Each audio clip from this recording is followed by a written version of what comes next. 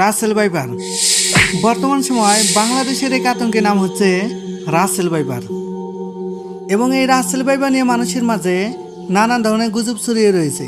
তবে Russell viper নিয়ে বাংলাদেশের চিকিৎসা ইনস্টিটিউট গবেষণা থেকে একটি দারুণ সুখবর দিয়েছে। তাই আজকের এই ভিডিওতে আমি আপনাদেরকে জানাবো কি সেই সুখবর এবং কিভাবে তা কার্যকর হবে। বিষধর সাপের তালিকায় পৃথিবীতে রাসেল ভাইপারের অবস্থান পঞ্চম, কিন্তু হিংস্রতা আর আক্রমণের দিক থেকে এর অবস্থান বিশ্বে প্রথম। তবে বাংলাদেশে বিষধর সাপের তালিকায় এর অবস্থান প্রথম। এই সাপটি বাংলাদেশে চন্দ্রপুরা বা অনুপুরা নামে বেশি পরিচিত। এই সাপ অত্যন্ত আক্রমণাত্মক, এছাড়াও এর বীজদার সবচেয়ে বড় হয়, ফলে অন্যান্য সাপের মতন এর মাথাটা চেপে ধরাটাও বিপজ্জনক। এই সাপের শরীরে রয়েছে হিমোটক্সিন নামক এক ধরনের বিষাক্ত বিষ।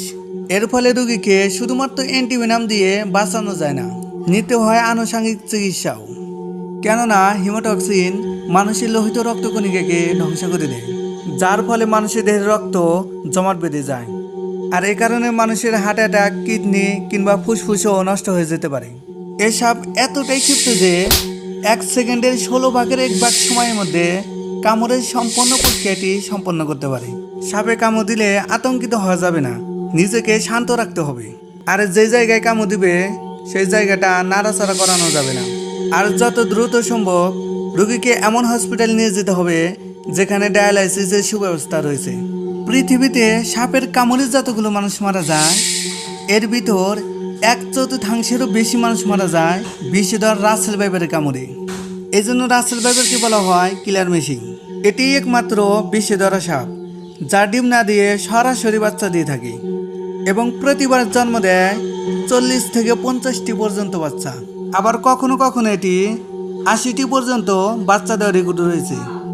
দেশের প্রায় প্রতি বছর 4,03,000-এর মতন মানুষ সাপের কামড়ে আক্রান্ত হয়, আর এর মধ্যে প্রায় 7,000-এর মতন মানুষ মারা যায়।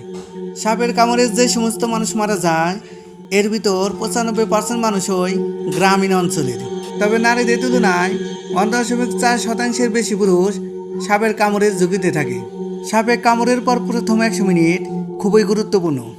এই সময়ের মধ্যে যদি রোগীকে সঠিক চিকিৎসা দেওয়া যায় তাহলে রোগী সুস্থ হওয়ার সম্ভাবনা 100%। আর একেই বলা হয় রুলস অফ 100। অন্যান্য সাপ আর রাসেল ভাইপারের ভিতর পার্থক্য হলো অন্যান্য সাপ মানুষ দেখলে পালিয়ে যায়, কিন্তু রাসেল ভাইপার মানুষ দেখলে কুণ্ডলি পাকায় কিংবা আক্রমণের জন্য তেড়ে আসে। মানুষের মাঝে গুজব ছড়িয়ে রয়েছে রাসেল ভাইপার যদি কাউকে কামড় দেয় তাহলে তার মৃত্যু অনিবার্য, কিন্তু কথাটি মোটেও সত্য নয়।